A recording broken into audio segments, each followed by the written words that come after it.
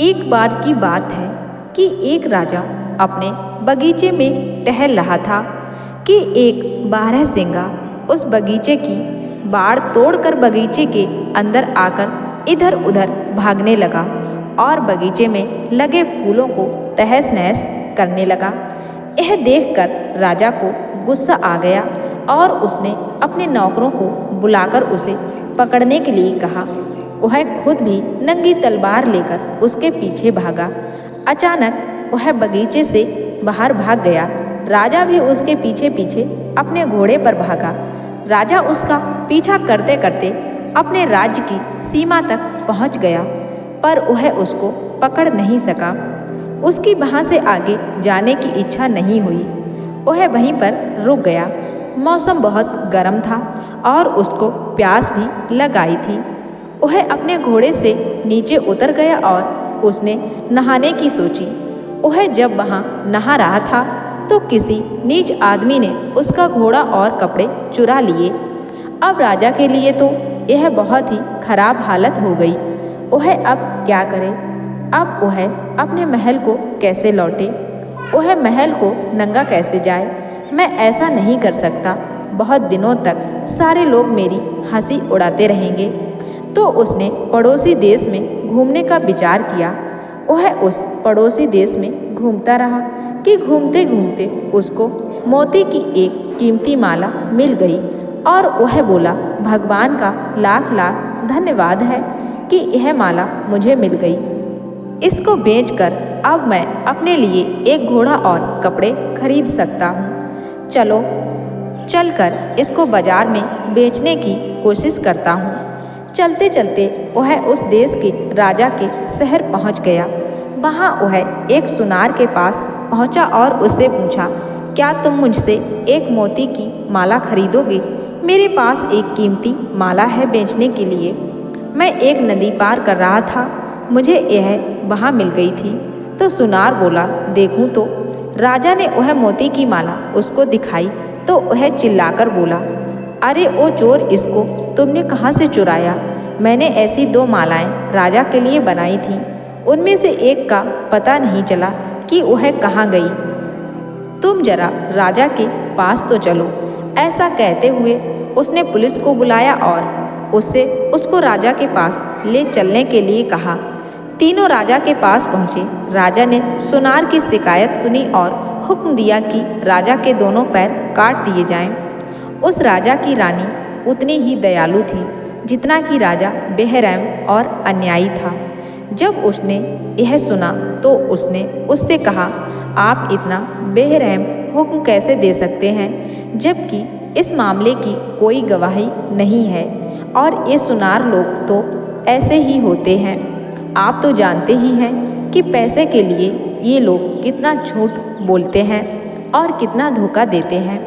सच कहिए तो मैं तो इस आदमी के कहे पर उतना ही विश्वास करती हूँ जितना कि आप सुनार के कहने पर। राजा ने उसे डांट लगाई, जवान संभाल कर बात करो। तुम्हें क्या हक है राजकाज के मामलों में दखल देने का? तो रानी बोली, मैं चुप नहीं रहूँगी।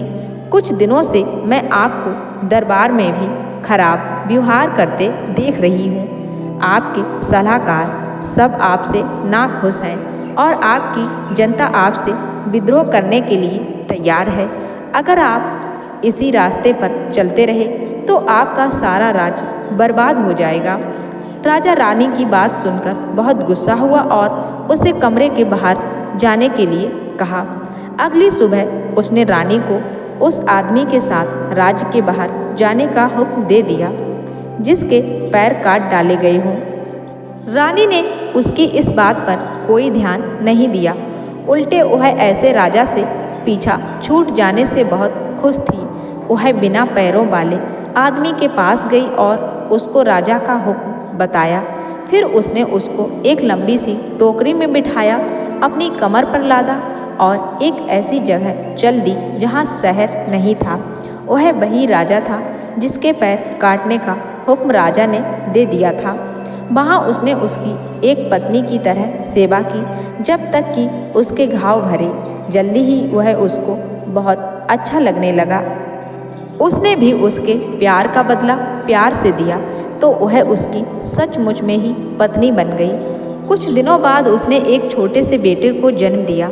अपना घर चलाने के लिए वह जंगल से लकड़ी काटती और जाकर उनको शहर में बेच आती। एक दिन जब वह शहर गई तो वह उसका पति सो गया और उसका बच्चा जिसको वह उसकी देखभाल में छोड़ गई थी घुटनों बल चलते चलते पास के कुएं के किनारे पर पहुंच गया और कुएं में गिर गया। जब राजा की आंख खुली तो बच्चे को वहां ना पाकर वह बहुत दुखी हुआ और बिल्कुल पागल सा हो गया और चिल्ला चिल्लाकर रोने लगा। लगता है कि मेरे बच्चे को किसी जंगली जानवर ने खा लिया है। अब मैं क्या करूं? शाम को जब उसकी पत्नी शहर से लौटी तो यह जानकर वह भी बहुत दुखी हुई कि उनका बच्चा वहाँ नहीं था, पर वह एक बहुत ही बहादुर और समझदार स्त्री थी। इसलिए उसने खुद भी धीरज रखा और अपने पति को भी समझाया कि हमारी किस्मत में ऐसा ही लिखा था, दुखी मत होइए। राजा को रात भर नींद नहीं आई। वह बच्चे के बारे में सोचता ही रहा और उसकी इच्छा भी करता रहा। यह उसके लिए अच्छा ही हुआ कि वह सो नहीं पाया, क्योंकि रात के तीसरे पहर में सूडा बोर और बूढ़ा बोर नाम की दो चिड़े उनके खुले दरवाजे के पास वाले पेड़ पर आकर बैठ गए और ये बातें करने लगे। सूडा बोर अपने दोस्त से बोला, देखो यह दुनिया कितनी मुश्किल है, जरा देखो तो इस आदमी के साथ क्या हुआ। इसको अपना देश छोड़ना पड़ा और अब यह बेचारा दूसरे देश में भिखारी की तरह रह रहा है, जहाँ उसको बड़े अन्यायपूर्ण ढंग से सजा दी गई और अब यह अपने सुंदर से बेटे के दुख में भी परेशान है। इसका बेटा कल दोपहर ही इस कुएं में गिर गया था। बूढ़ा बोर चिड़ा बोला, इन बेचारे लोगों को क्या क्या परेशानियां उठानी पड़ती हैं, क्या इनके लिए कुछ नहीं किया जा सकता? सूडा बोर बोला, हाँ हाँ किया जा सकता है। अगर राजा इस कुएं में कूद जाए तो वह आसानी से बच्चे को बचा सकता है। इसके अलावा उसके पैर भी वापस आ सकते हैं।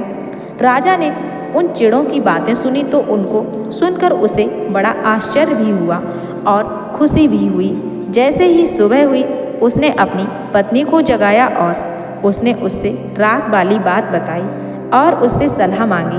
तो रानी बोली, आप चिड़ों की बातें माने और कुएं में कूद जाएं। राजा कुएं में कूद गया, जिससे उसने अपने बच्चे की जान भी बचा ली और अपने पाँव भी वापस पा लिए। इस घटना के बाद राजा को अपना वजीर मिल गया, जो अपने राजा की खोज में इधर उधर मारा मारा फिर रहा था। उससे राजा को पता चला कि उसकी जनता उसका बेसब्री से इंतजार कर रही है, तो वह अपनी पत्नी और बच्चे के साथ अपने राज वापस चला गया। वह फिर से अपनी राजगद्दी पर बैठ गया और पहले की तरह से राज करने लगा। गद्दी पर बैठते ही सबसे पहला काम उसने यह किया कि अपनी सेना लेकर उस राजा के ऊपर चढ़ाई कर दी, जिसने उसके साथ इतना बुरा व्यवहार किया था। वह जीत गया और दूसरे राजा को बहुत शर्म आई। उसको उससे दया की भीख मांगनी पड़ी। उसने उसे बताया कि उस सुनार की वजह से उसे उसके साथ ऐसा व्यवहार करना पड़ा। अब उसको वह जाते ही सजा देगा। राजा ने उसको माफ़ कर दिया और उसको छोड़ दिया। उसके बाद सारे राज्य में शांति और खुशी हो गई। राजा उस दूसरे राजा की पत्नी के साथ खुशी खुशी रहने लगा। उसके कई बच्चे और हुए। वह काफ़ी दिनों तक जिंदा रहा। जब बूढ़ा होकर वह मर गया तो लोग उसके लिए बहुत रोए और बाद में उसके बच्चों ने उसका राज्य